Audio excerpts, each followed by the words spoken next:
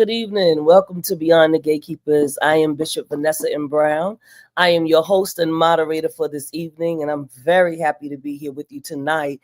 We have a wonderful, wonderful guest on tonight. I want to welcome in those of you that are coming in on Facebook and those of you that are coming in on YouTube and those that are coming in on Instagram. And I want to encourage you to share so that other people can come on and hear this incredible conversation. Again, welcome to Facebook and YouTube and Instagram. Also LinkedIn. We are on LinkedIn as well.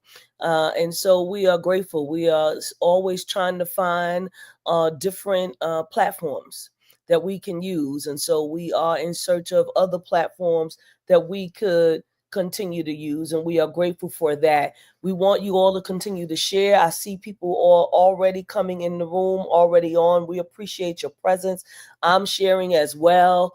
We are grateful. So many things to talk about, so many things that are going on in the world, so many current events, right? I think I told you initially, and I had a conversation, and Bishop Flunder was on with us, and we talked about how it was going to be 200 days of thunder from this current administration, and that's what we've been seeing. But we also know that people are making plans and that people are doing things underground, right? That's what I'm grateful for most of all, that people are making plans, that we are not sitting here just idly. People are protesting in different spaces, and people are making other plans other than protesting, right? People are boycotting in other spaces, and you know that there's several entities that have been boycotted. Target has been boycotted. Amazon is boycotted. So many other stores. I think they're talking about Walmart, and the list goes on of those who are anti. Bottom line, this is all about being anti-Black, but really, anti-DEI. Anything that has to do with us as a people, right? And I hope and I pray, my prayer is that we really all make a decision that we're going to come together, right? That we make a decision that we're going to come together and we're going to do this together, because we cannot do this work alone. I'm going to say that again.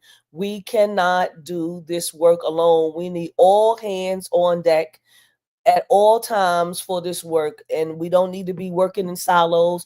We don't need to be working by ourselves, and you need to find out what coalition you want to work with. There are plenty of people working, plenty of people doing something by day and by night. And I'm hoping that we're going to make a decision collectively. And I can feel the collective work beginning. I see it. I get emails. I get notifications. I get phone calls. I get texts to show up to different things. And I hope that you are engaging in some way. Not always just engaging with the bad things that are happening, with the negative news that's going on, but also engaging with some of the positive things, because as they make decisions that they're going to do things, if you look in the news, you see that judges are stopping things left and right. They are not allowing these things to really happen in that way. And so I am excited about what the possibilities can be amongst us. I want to shout out those of you that I see coming in the room. Wanted to give you all time to get in. And so I'm grateful. Chunk Hunt is here with us from Monroe, Louisiana. Lavinia Bean is here from Cape May, New Jersey. Bishop Diana Williams is here from Maryland. Edwina Perez Santiago is here. Nubian Flunder is here. From Oakland, California. Yes, I'm learning to line dance and supporting our youth, right? Because I'm going to learn that boots on the ground. So when I get the convocation, we're going to do a whole big old boots on the ground thing, I hope. I want to learn that. I want us to do that. And, people are surviving the best way that they know how. I see you, Pastor Pam, Philadelphia is in the house. People are surviving the best way that they know how. There's no one way to do this. There's no one way to be. People are taking care of their mental health. They're taking care of their spiritual health. They're taking care of themselves all together. I see it.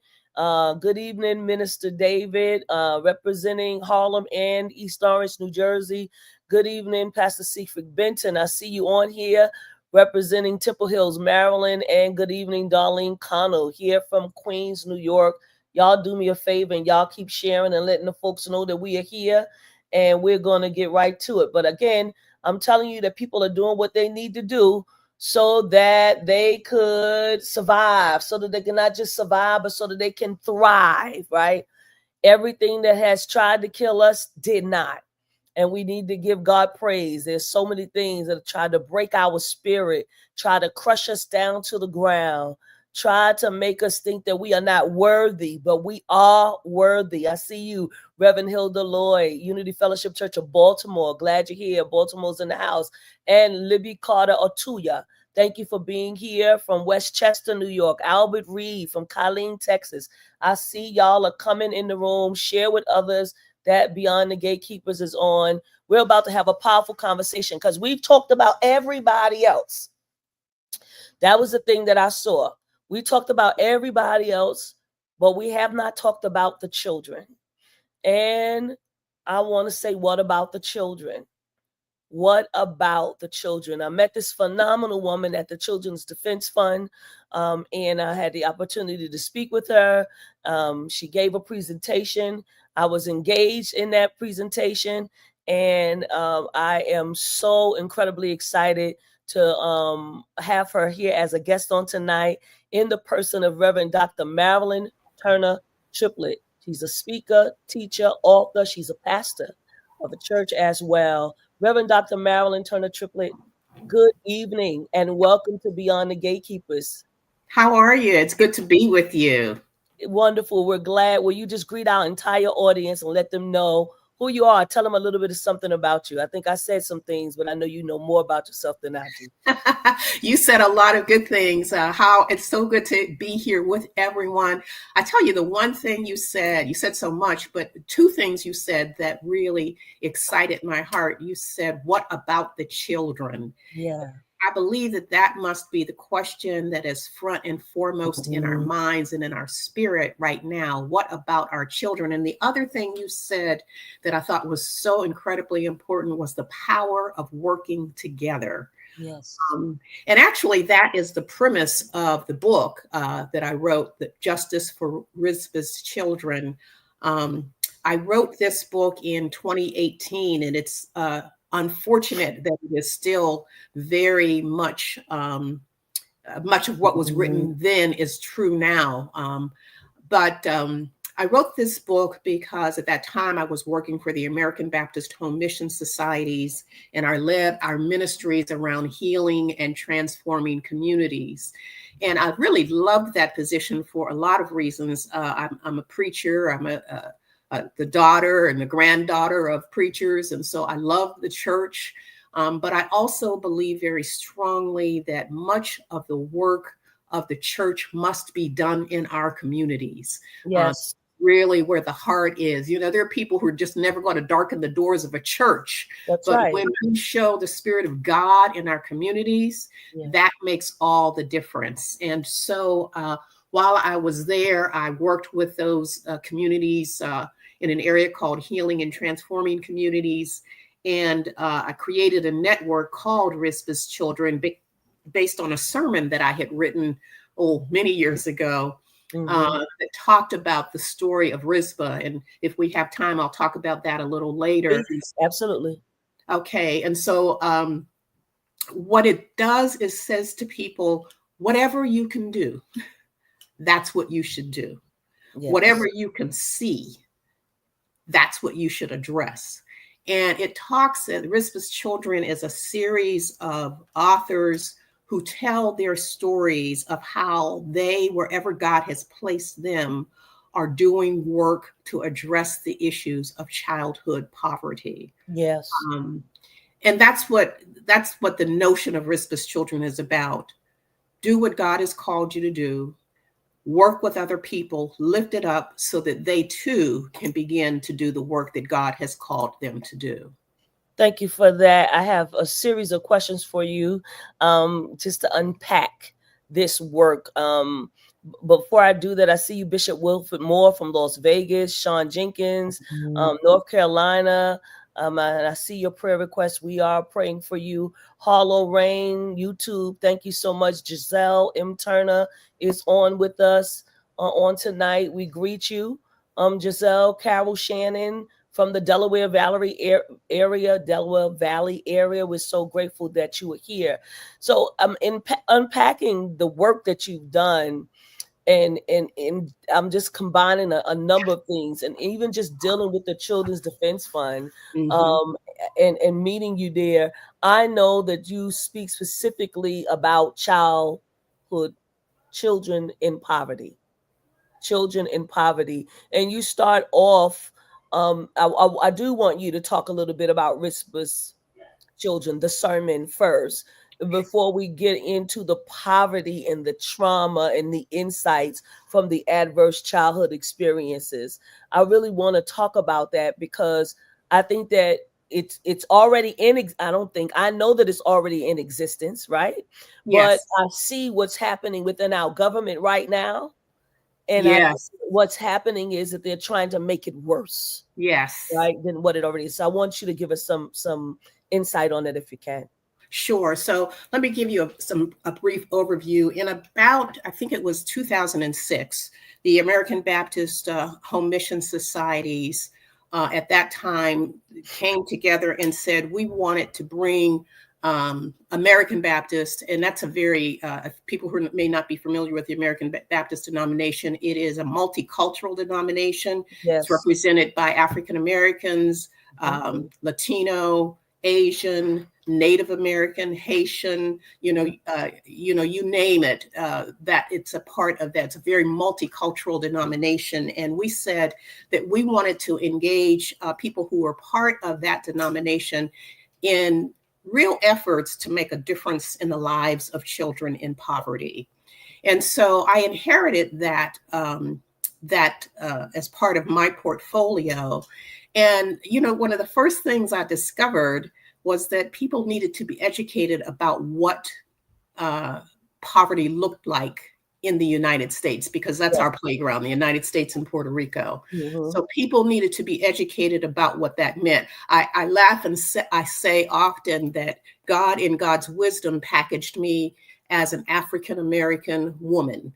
And so many times when I would speak on the topic of children and poverty, they immediately would assume, oh, she's talking about poor little inner city kids. And I had to help people understand that the face of poverty in this country affects every race. Yes. It affects brown and Black people in greater percentages, but numerically, more children in this country who are impacted by poverty are white. But percentage-wise, it affects our communities more strongly. I had to help them understand that there are places like Appalachia and in the suburbs where they don't think there's any poverty. There's pockets of poverty everywhere. So that was my first aspect, to just sort of begin to help people understand the nature of poverty in the United States and Puerto Rico. And so in doing that, I developed a sermon out of 2 Samuel chapter 21, the story of Rizpah. She's a little known name. A lot of people say, what's the name of this ministry? Rizpah? It's Rizpah, Rizpah. And she is a remarkable woman. Her story is told in 2 Samuel, and I love it because she was a powerless woman. She was a concubine of Saul. Her children and the 5 children of another woman were killed as part of a political maneuver. And she could do nothing to prevent them being killed, but her goal was to make sure their deaths were not swept under the carpet. And the scripture tells us, if you read it carefully, that she stood on a mountaintop where they had been publicly executed, and she fought off the birds and the beasts who were trying to eat away at their body. She fought them off for months. And as I read that story, Bishop, it occurred to me that if months were going by, I believe it was about 5 months, in that amount of time, she had to have help, because she would have had to have slept. She would have had to have rested. And I would imagine that when people first saw Rizpah on this mountaintop flailing around and trying to protect these dead bodies, she was probably an object of scorn and ridicule. People probably laughed at her. What is wrong with this crazy woman? But I think as they came closer and began to talk to her, they began to hear her story. And I believe in the course of time, over those 5 months while she battled those birds and beasts and everything that was attacking those bodies, other people joined her. They saw what she did and they came alongside her.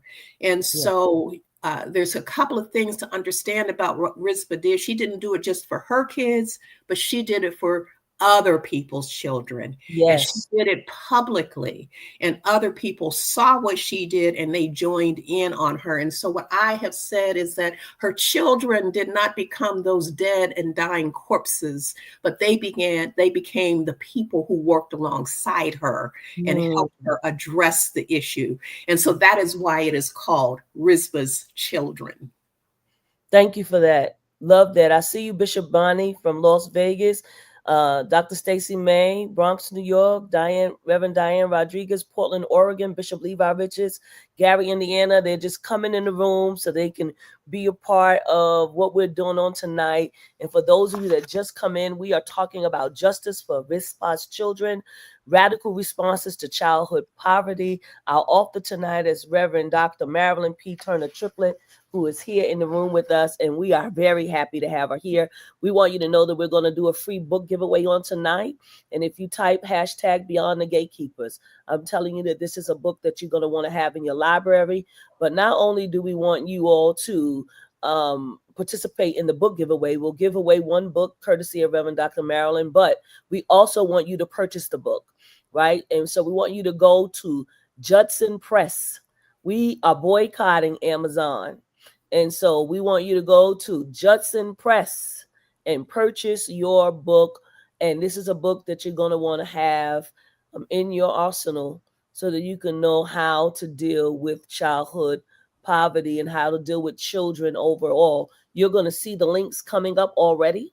Pastor Sue has so graciously posted them on how to purchase the book, and we want you to make sure that you do that. Dr. Marilyn, this is important right now for the climate, the political climate that we're in. Yes. Right? It's a political climate, and Reverend Dr. Starsky wrote something, and he sent it out to everyone through the Children's Defense Fund. He sent us all out a letter, and I received that letter. And I want to say a little bit about the letter before I go to the rest of the chapters, because it just speaks to right now what we're talking about.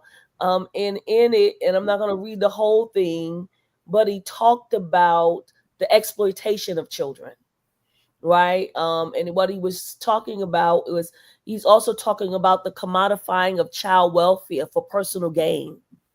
Right. And he starts talking about how this nation's president, wanted to show off children. I don't know if people saw when he did his presidential address and he chose a young child who was a sick young man. His parents had brought him, and he was a black young man that they brought into this work, and they brought the father is a steel worker and a volunteer firefighter. His wife, she was raising 7 other children, fostered another 40 kids, and they were talking about working along in this particular situation, and it was just exploitation of this kid. That's really what it was. It wasn't really about, he was 13 years old, cancer survivor. His name is Devarjay DJ Daniel. His father is Theodis, and they were introduced. And I think that what Starsky was onto something about exploitation and how we use children, but they never talked about the fact that they're cutting away spending for this very same kid. Children like him. And I want you to say a little bit more about some of these things around childhood poverty and what's really happening. Sure. And I mean, the first thing we need to understand about childhood poverty, we glamorize it, but children are poor because they're caregivers, they're caretakers, their parents, their grandparents, whoever is caring for them. They are poor because their families are poor. And their families are poor because the communities in which they live are underserved. You know, poverty, the worst aspect of poverty is that many times it is generational in nature. A mother, a father cannot advocate for their child in a system where they themselves have been damaged by that system. They can't navigate it. Sorry, did I cut you off? No, I'm here. You know, we need to address that. We like to glamorize poverty. We do because we want to be shown helping people. Right. We want to be shown we're feeding the kids, or look at what we're doing with the kids. We want that little kick in our endorphins to say, "Oh, didn't I do a great job?" Yes. But it's a long-term effort. It's not a one and done. You don't go, I mean, it's nice. You know, one of the things when we first started dealing with this issue of childhood poverty, you know, when we were talking mostly at that time to churches.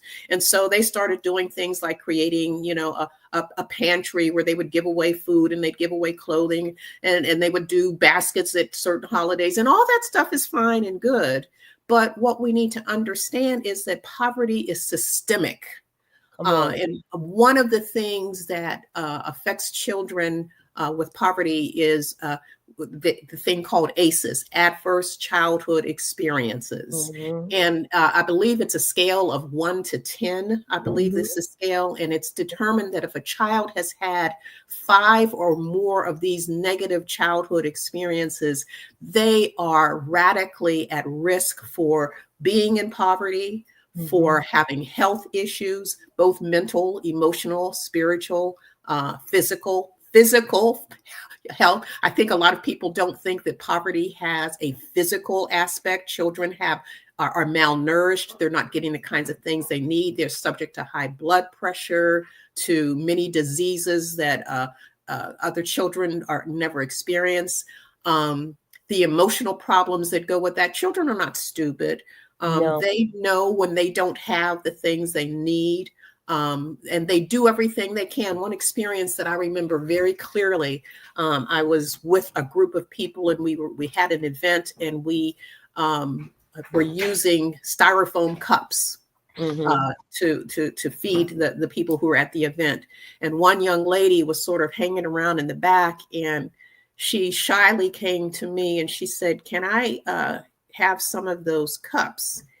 And I said, "You can have as many of the cups as you want, you know." And she said, "Thank you." She took out a little magic marker and she put names on the cup, because for that time she could go home and everybody in her family could have a cup. Sure. And I thought about that because it was this child's attempt to gather some self-esteem for herself, to look out for her family. So children look for that. The statistics around childhood poverty in this country are hard to imagine. Let me start first by saying even how we define poverty levels. Don't quote me with this, but the amount of money that we say a family of 4 can live on, I believe it's somewhere in the neighborhood of $28,000 a year. Try to imagine living on that. It's, you know, that's what we say, that's the threshold we say for low income poverty. Wow. So if you can try to even imagine doing that, studies have shown that for a family of 4 to just get by and exist in today's economy, you need at least $47,000 to $50,000. So, you know, that's just getting by and just living. Housing insecurity is out there in dramatic ways. Food insecurity is out there in dramatic ways. Our schools are underserved, especially in poor communities. And so how can a child turn their life issues around if the schools where they're supposed to be learning are being underserved? And the current administration is just, forgive this term, raping those systems, making it even worse. So I believe that there's a role for all of us in ways that we haven't thought about before. I believe that there's roles for faith-based organizations to step up and do things in some ways like we used to do. Yeah, big Like time. we used to do. Yes. And I think in some respects, forgive me, we have gotten comfortable, we have gotten bloated, we have forgotten the call to the community. We have gotten more concerned about our beautiful buildings, and I'm not mad about that. I believe churches should be beautiful. They should be places where worship and people can be comfortable, but not when we are forgetting the very communities that we're serving. So what do you suggest? Because in chapter 6 and section 4, you talk about modeling a positive theology of poverty. And I think that maybe people perhaps don't even know what their theology should be. I start off with saying, what about the children? Yes. Right? Yes. And there's so many places in scripture that talk about children and poverty. You know, Jesus said, what? Suffer the little children to come unto me and forbid them not. Now, we kind of think about that phrase as, oh, Jesus wanted to bless the little children. But we need to understand that that was deeper than that. If we are not we're creating obstacles that make it impossible for children to get to Jesus, to get to anything good, to get to the core of who they are. We're creating obstacles when we have when we make children see themselves as less than. Yes. So one of the first aspects of a positive theology around poverty is first to understand that we are not looking at people who have less income than we may have, or we are one of the ones who have less income, who don't have enough resources. We cannot look at them or ourselves as less than. We must understand that what is it, the Imago Dei? The image of God is within us. It's not God is not interested in our income, you know, despite the things that we're hearing by many of the politicians. You know, it's not about who is a winner, who has the most stuff. It is about understanding who God created us to be and building the pathways so that our children and everyone can come to be all that God has called them to be. And so when we are not doing that, my sister, we are failing at what God has called us to do. When we look at people that we are serving and helping as the objects of our ministry, we're not seeing them as people. We're not recognizing that those that we serve have something to give us. Yes. In the serving of others. We are learning more about who those people are. You know, it's not the them and us. It is the we. It is the collective us. And when we begin to understand that, then we begin to say, what can we do? Not what can I do for you? Right. What can we do together to address this? We have to listen, which is something that we don't do well. We have to. You know, we come in with our preconceived notions about, oh, this is what it looks like. This is how I can fix you. They don't need to be fixed. Yeah. We need to provide opportunities so that our brokenness, as well as those that we serve, can be addressed and fixed. I think that's so important. They don't need to be fixed, but we come in with preconceived notions around what we believe people need, particularly around our young people, right? Yes. And they don't need that. They need somebody to listen. Yes. I hope that our audience is listening to what is being said by this incredible theologian and scholar and author and pastor around childhood poverty. There is a book. We want you to purchase it. And it is Justice for RIZPAH'S Children, Radical Responses to Childhood Poverty by Dr. Marilyn Turner-Triplett. Dr. Turner-Triplett, you've been in the trenches.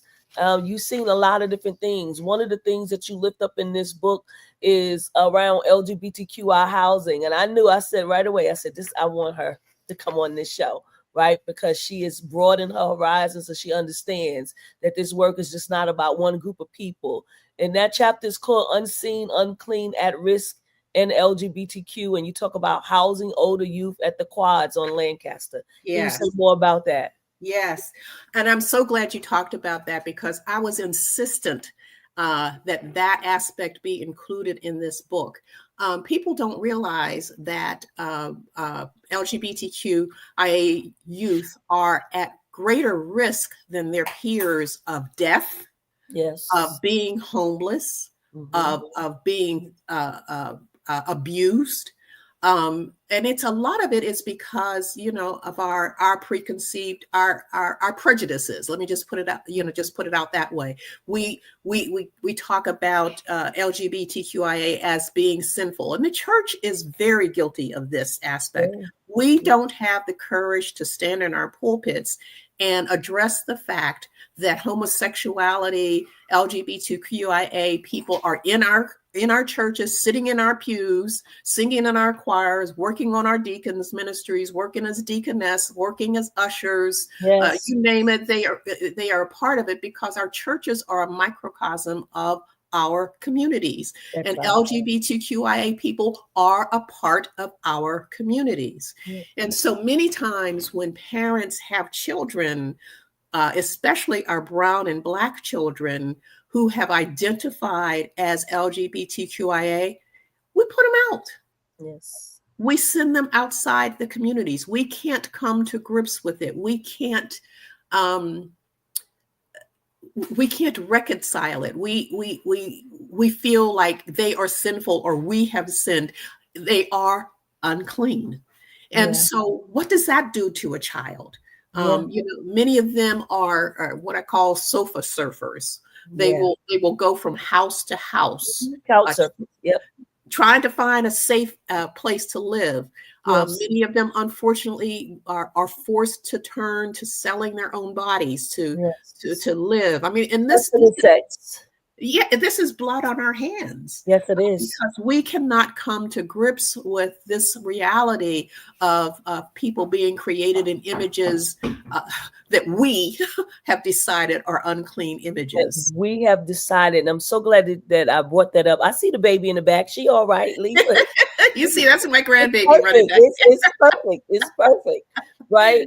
And so I was on this call earlier today, just before, and I'm not going to name the organization, but it is an organization that our church has received funding from for quite some time, and it deals mainly with HIV and AIDS. At least the first 14 years that we were getting this funding, and now it's just general. That overall is health overall, right? But there's a new crop of people that are part of this, and one of the things is that what I said tonight was that, like, you can't serve people that you really don't love. You all are receiving. We need to just money. We need to just stop right there. You need to say that again. You can't serve people you don't love. I don't care. You can get, you're getting this $10,000 or whatever the amount is, $5,000, but you think that you can actually serve the LGBTQI community, and they're going to come for testing and all of these things, and you can bait them with Metro cards and all of that stuff, but they already know that you are preaching against them. They already know who you are, and so they're still talking about, well, there's still a stigma. Now, I've been getting this grant for 17 years. Yes. So that means that if there is still a stigma in your church, that you are not doing your job. Yes, that's absolutely true. I mean, I can tell you so many stories around people who have carried within them the stigma of who they are. Yes. I think. Can I tell two very brief stories? Please. Yes, of course. These were, I grew into this. Let me just say, I grew into this perspective because I grew up, my father was a very conservative Black Baptist preacher. He used to always say, I wish I had a son so I could have him go into ministry. He could not even conceive of even me as a woman going into ministry. And, wow. he just about, had a fit when when I told him that God had called me into ministry. But my journey, coming from that kind of a background, was very conservative. Homosexuality was wrong. It was God hated it. And then I kind of, the people into, well, hate the sin, love the sinner, and it occurred to me, well, first of all, that's impossible, because you cannot separate me from sin. I am a sinner saved by grace.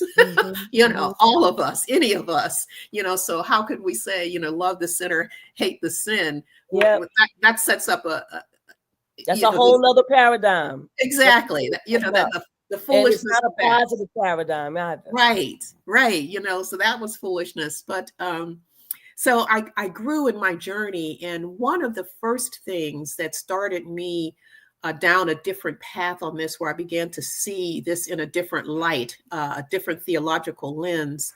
I met a gentleman.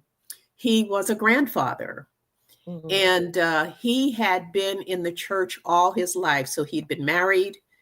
He'd been married, and he now had grandchildren, and he just came out.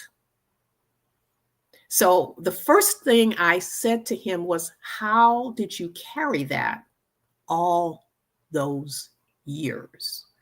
And he talked about the pain that he experienced, the fear that God could not love him. He had been in the church all his life, and he was hiding all his life who he truly was, so that he could fit the image that we have of what a godly man or godly woman.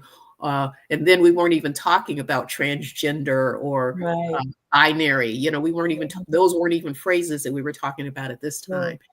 And so, when this man began to tell me his journey and tell me the freedom that he felt when he finally realized that he could be who he was and still be loved by God, that was transformative for me. And again, Bishop Vanessa, it was a matter of listening to this man, listening to his story, setting aside what I thought I knew, and listening to this man tell me his story.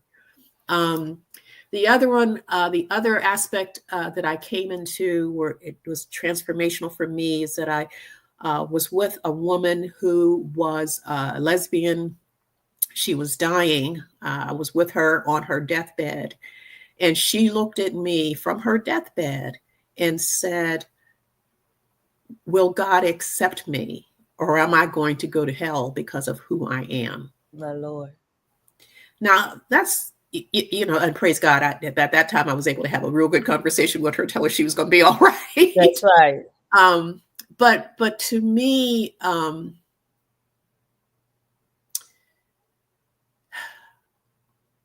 that the church has been complicit in that messaging.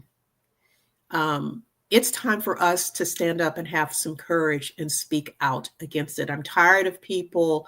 Dr. Aubrey Hendricks wrote a great piece. He posted it on Facebook, a response to all of the people who talk about the scripture and how the scripture speaks out against homosexuality. Well, my brothers and sisters, the scriptures condone slavery, but I don't see too many of us running around talking about we should be slaves. I mean, we broke out of that. Exactly. And so, and the women we will, the scripture has a whole lot to say about how we should be silent in the church. Exactly. And we're moving out against that. And it is time for us to take a stand, because we are wounding ourselves. We're wounding a huge percentage of our population who cannot find themselves in God. And it impacts the children. It does. So I'm sorry, that was a lot more probably than you wanted. That was great, and I want to read a comment, and I'm going to say something about what you said. One of the people that are here, his name is David. He says, as a formerly unhoused LGBTQ youth, all of what she said is true. I got kicked out as a teen, slept on the subway, and all the things. It's still a major problem in our community, and this that we know for a fact. And then we have a wonderful comment. This guy says, totally unbiased opinion. This woman is an incredible, wise, kind, true woman of God. And my sources, definitely not me, says she's the best mom on the planet. Cherish her. She's one of a kind. Stephen Turner. That's my baby. I knew that. I said, that's her son. It's so beautiful. But what you just said, like, we need more advocates and more allies like you to be able to speak truth to power. That meeting that I just came out of, pretty much everybody in that meeting are African American, predominantly men. Yeah. Right? Receiving this grant, but still have so much patriarchy. Yes. Right? That they can't even find a way to listen to women. Yes. I made a statement, and another bishop who's I don't even know him, but he complimented me on the statement that I made, and then but no one else would say anything about the statement that I made. And then someone else made a statement, and about 10 of them Oh my goodness. How many times, right? But this is a work that they are unfamiliar with. Yes. And I'm trying to help them by saying that you're just getting money, but you're not really helping the people, because people are afraid to come to your church to be tested. Yes. Afraid for, to receive whatever social services that you are rendering. They are afraid. Yes. They are, and rightfully so. And young people are afraid. And they can see through it. They can see through it. Absolutely. These are not stupid people. I cannot tell you to the point that you're making. I cannot tell you how many times I've had pastors say to me, "Oh, Doc, I agree with what you're saying. I know that's right. But if I spoke that from my pulpit, my people would run me out." Well, is that what we're really trying to protect? Our pulpit needs to, the people who are there, they need to hear what thus saith the Lord, and we need to have the courage to speak it. Sometimes speaking truth to power is not just political power. That's right. It's the power of being in the in crowd. That's right. Sometimes you have to risk not getting on the A list if it means that you're telling what people need to hear to have their souls, their bodies, their minds, their lives transformed. Yeah. And I want to hit on this thing, that the role of the Black church with impoverished. And you do an interview with Pastor Trevor Buford. Yes. Tell us a little bit about that. Well, and that it's kind of funny because that chapter came about because of many of the issues that we're talking about. We are very much, the church used to be the prophetic voice of the community. And I'm not saying that it is no longer, but that's that the church was known for that. The church, before some of the laws that were passed to make things more accessible to people of color, the church was the place that people in the community could come to have their social needs addressed, as well as their spiritual. So the church held this very particular role, especially in the Black community. We fed the soul, we fed the body, we fed the spirit. The church was a place where anybody, you might push a janitor, you might push a mop during the day, but you could come in and be Mr. or Mrs. So-and-so. The church was vibrant, huge part of the community. And as integration has come, it has been a blessing, but it's been a curse in some ways as well, because many people began, Martin Luther King talks about the beloved community. And so many people who were part of that beloved community began to separate themselves from it. And we began to look at ourselves in some different ways. And I'm not saying it was all howdy then, because we had a whole set of issues, at those times. But I'm just talking about some of the new things that the church is facing now. With economic prosperity comes some separation from the communities. And so I was wondering, has the church lost its place? Does the church still feel with that same sense of advocacy and power, the need to be a part of the community. So we talked about that. And, Reverend Trevor is just like one of my favorite people on the planet. And so he talked about, yes, there are many churches who are still out there doing the work of God, still out there in the community, with the community, alongside the community. Many churches are teaching. And, Bishop Vanessa, this is going to sound strange when I say it, but in many respects, Donald Trump is doing us a favor. The crazy things that he is doing, because we can no longer rely on that federal government for the giveaways and the things that we have relied on, or if we do, we'll have to pay a price that's so high. That's right. Right. And so I'm believing that with the changes that we are seeing coming out of the White House, these, how many days has he been in office now? These days of terror that we have seen, it means that the Black church has to step up in ways that they maybe have forgotten, because it's been a long time since Dr. Martin Luther King walked this earth. Yeah. And so the Black church needs to get back to being that place where the Spirit, yes, is filled. We want to make sure people know who they are in Christ. We want all those things. But we also need to understand that we are, and this is going to be hard for some people to hear, we are a nation where not everyone is Christian in their faith. That's so right. How does the church become interfaith in its efforts? We need to start wrestling with that, because everybody we serve may not call on Jesus, but does that mean we don't help them and walk alongside them? Doesn't taint our message to tell, we still tell our story about who we are, but do we see others who may not believe in the way that we believed? Are we willing to go into communities and work with people who don't look like us, who don't speak the same language that we speak? So I believe that with Donald Trump pulling the stoppers out of all those things that we could rely on the government for doing, the church must step up in new ways. And it's going to be challenging for us. We've got to think out of the box, and we've really got to start being new ways. And I believe the Black church can be the leader in this, because we've been there before. You know what I mean? Absolutely. And we need to send our children. Yes. Our children need to be at the center of all that we are deciding to do, but not just our children, but also our LGBTQI siblings. Yes. And every time I see a gathering of people coming together, I don't see LGBTQI people included in that with Black people. Yes. I don't see where we are. I don't see us on the bill. I don't see us on the list, right? We're not on the menu. It's still not popular. We're still not popular. That makes me think that if we're not on the menu, then maybe we're going to be on the table.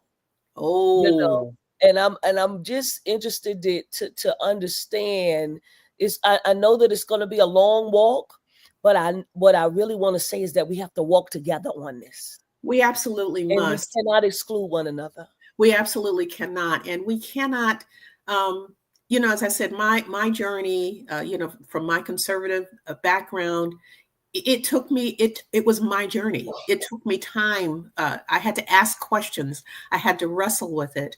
And I believe that these are things that we must invite other people to do.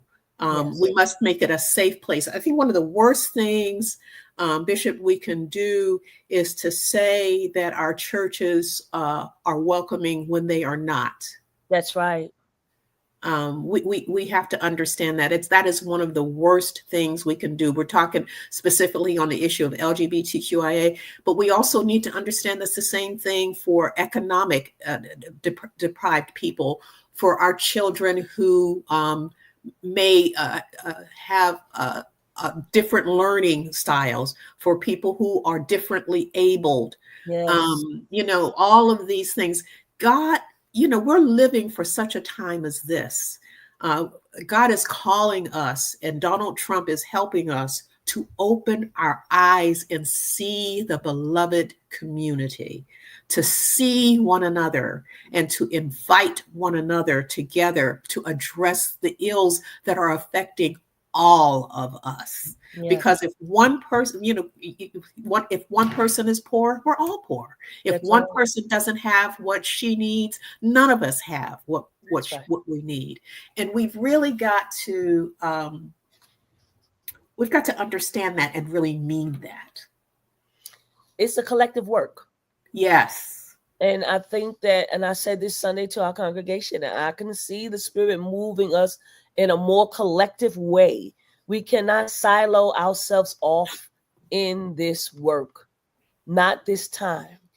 We cannot silo us, especially with working with our children. I see Reverend Trevor is on listening to us tonight on YouTube. We cannot silo ourselves off as it relates to that. And you give us a final word. And there's so much more to the chapters in these books.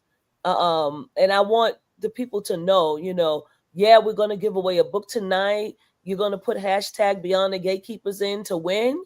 But we also want you to purchase the book. I believe that every pastor, every youth pastor, anybody working with children, period, you should have this book. What is the book called? It's called The Justice of RIZPAH'S Children, Radical Responses to Childhood Poverty.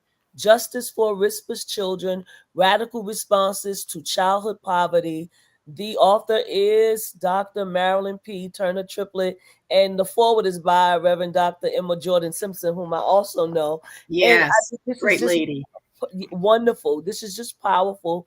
I want to end this conversation tonight with your final word called Beyond Tears. Beyond Tears. Yeah, God's call to RIZPAH'S children. And I want you to say more about that. Yeah, I did a sermon around this one, and it's kind of out of the text where it's Jesus wept. And I talk about it's not enough to look at the issues that we face, the issues that we see, because the book tells so many stories about poverty and the many faces of poverty, rural poverty, urban poverty,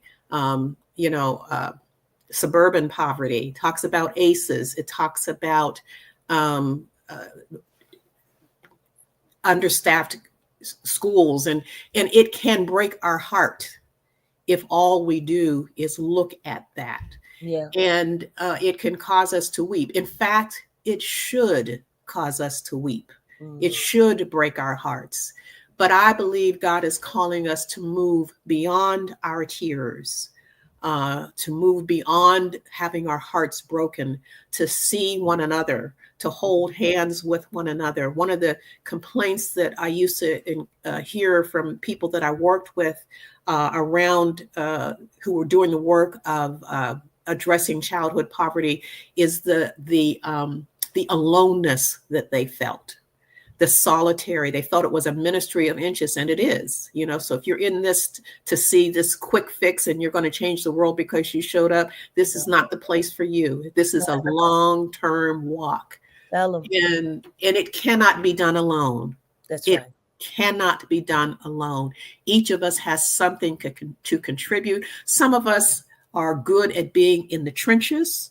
Yeah. Some of us are good at administrating. Some of us are good at telling the story. Some of us are good at vision casting. Yes. Nothing is better than the other. What is the only thing that is not good is if we do not do what God has called us to do. We do not give our gifts, lay our gifts on the altar, and work collectively to address this issue of childhood poverty. It's a long journey. It's a long journey. But if we don't save our children, who will? If we don't save our children, who will? I want to lift up the fact that I am grateful for the fellowship for which Bishop Flunder is our presiding bishop over. And there are 2 grants that we received through the Lilly Foundation to work with children. One is to work with parents and children, and then the other is to work with children from the ages of 0 to 12. Right. And they need this gift of us, who are LGBTQI, to be able to give back to children who may not have yet identified who they are or who may Yes. have. But we need to be willing to do this. We need to be willing to and like you said, it's a long walk, but we need to be willing to do it together. This is Yes. a journey that we are taking together. And the work that you're doing, it's incredible. The work that you've done. It's a reason why this book is resurfaced again. Yeah, I think so. For such a time as this. I'm hoping that more people would watch this broadcast and would learn more about the work that you are doing. Thank you, Nubian, for putting this up. It's called inclusiveparents.org. Inclusiveparents.org. We want you all to tap into that. We are concerned about your children.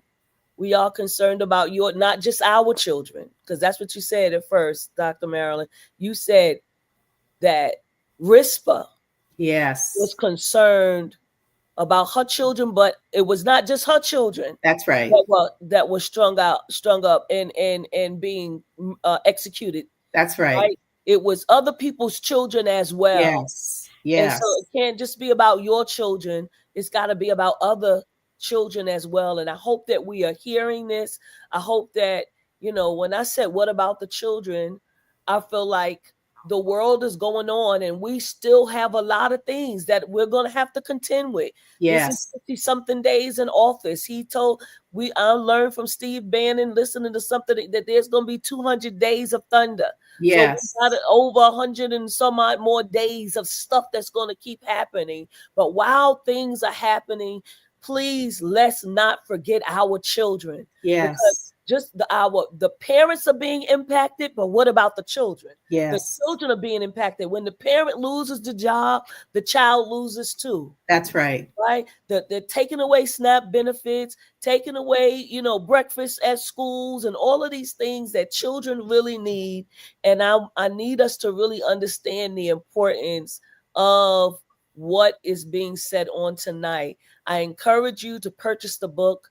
I encourage you all to enter in so you can win the book. Go to hashtag Beyond the Gatekeepers so that you can win. Now, Nubian, thank you for also putting up the Facebook page. So the Facebook page for Sankofa is facebook.com/Sankofa Faith hashtag. We want you all to be able to get in on the ground floor of this work that is being done through the fellowship and through Sankofa, and we are grateful for that work.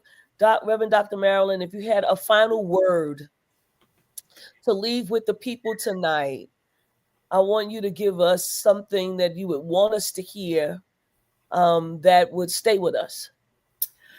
Oh, my heart is so full. There's so much. I would say to watch, be aware. Don't get your news from Twitter or social media. Go back and read some scholarly works. Follow people like Bishop Brown here and others. Read the works of Dr. Marvin McMickle. Read the things that are coming out of the Children's Defense Fund under Reverend Starsky's leadership. Read the works of Aubrey Hendricks, and so many others. Go back and take a look at some of the data that is coming out from our own census departments. What is the National Council on Childhood Poverty? Look at that. Educate yourselves. And to my sisters and brothers who are in the pulpit, when I preach with the Bible in one hand and contemporary issues in the other. So educate yourself in a way that that those who come and hear your sermons will hear what Jesus did when he preached and he taught. That's why people followed him, because he didn't just tell what thus saith the Lord. He also met people where they are. Yes. And so that's what I want to encourage all of us, to educate ourselves, to not be fearful when God is speaking for you. Have wisdom. have wisdom. But God has not given us a spirit of fear, but of power and love and a sound mind. Yeah. And so I want to encourage all of us to use those things and to see our children. Rizpah's children are everywhere. They're everywhere. Everywhere.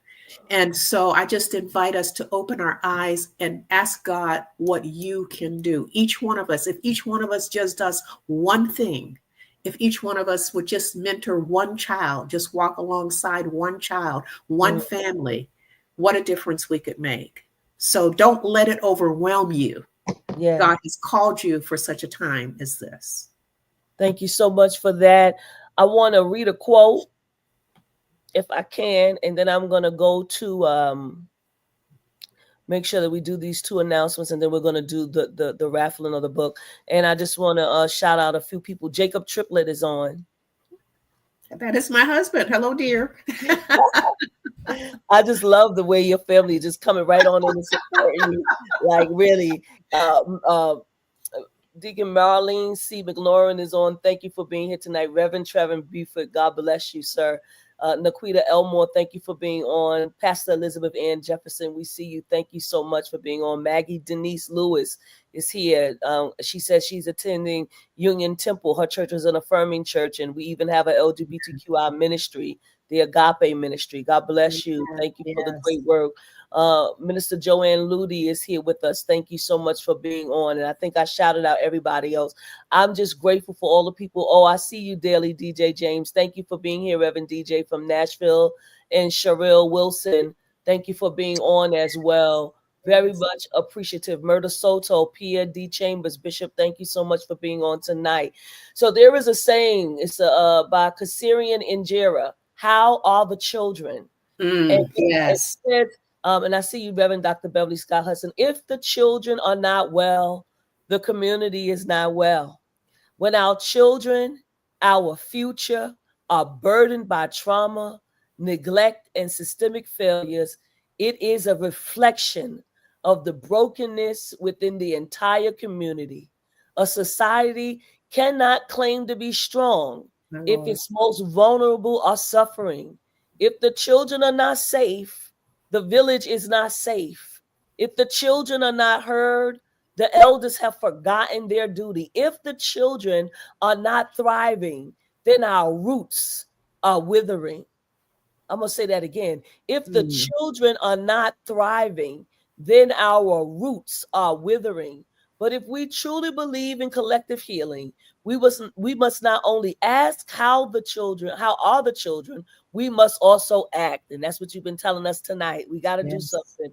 We must create spaces where they can heal, grow, and be nurtured. We must stand in the gap, dismantling what harms them and rebuilding what sustains them. So the real question becomes, what are we willing to do to ensure the children and therefore the community are well? It's a Maasai greeting, Kansirian Ingere. How are the children? My Lord. How are the children? Thank you all so much. We're going to go to two announcements. I've got to make them. And then we'll go and we'll give away the book. Make sure you put in hashtag Beyond the Gatekeepers. And so we appreciate you very much. And we always do. We thank you for your continued support of Beyond the Gatekeepers. This particular broadcast, we ask that you send a donation to PayPal. Our PayPal is www.paypal.me/TFM Justice. We want to continue on in this great work that we're doing, and we need your help to do it. And so we know that we have been a blessing because you've told us, and we will be 5 years old in May. And so we want you to give to us so that we can continue on doing this great work. Our second announcement is that we have our convocation coming up June 30th through July 6th. June 30th through July 6th. Now, I want you to visit www.tfmconference.org so that you can register. All of the information is there. Our theme is we still believe, we still dance, we still protest, we still love. We will be in Atlanta, Georgia. It'll be our 25th year that we're celebrating. We're also celebrating Bishop Flunder's 70th birthday. We will be at the Hilton Atlanta 255 Portland Street, Northeast Atlanta, Georgia. And we want you to be there. Registration early bird is $200. It ends May 1st. General is $250. It ends June 27th. And on site is $275. We want you to support. Come out. Make sure that you register. Register now. Register early. Make sure that you book your hotel. You'll find everything that I said on that website, www.tfamconference.org. We are looking forward to seeing you at our conference. And so we want everybody to put in hashtag Beyond the Gatekeepers, because we're about to give away a book. I see already still here. Thank you. Mother Joy Grant is on. That's Pastor Sue's mom with us tonight. God bless you.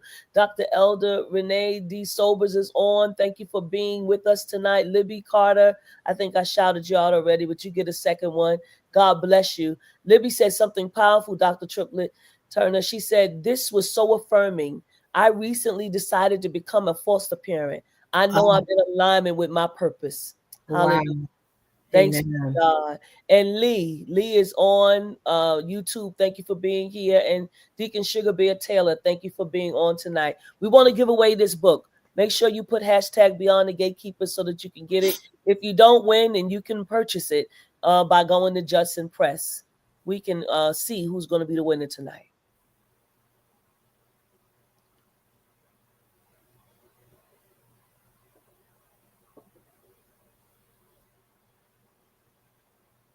Our winner tonight is Sean Jenkins. Sean Jenkins is our winner. Sean, do me a favor. Make sure that you go to Beyond the Gatekeepers page. Go into our messenger. Put your full name and address. We're going to send that to Dr. Triplett Turner. We are grateful for everyone who's participated tonight. And thank you so much, Reverend Dr. Marilyn Turner-Triplett. We appreciate you. You've been a blessing. You've been a wealth of knowledge and wisdom.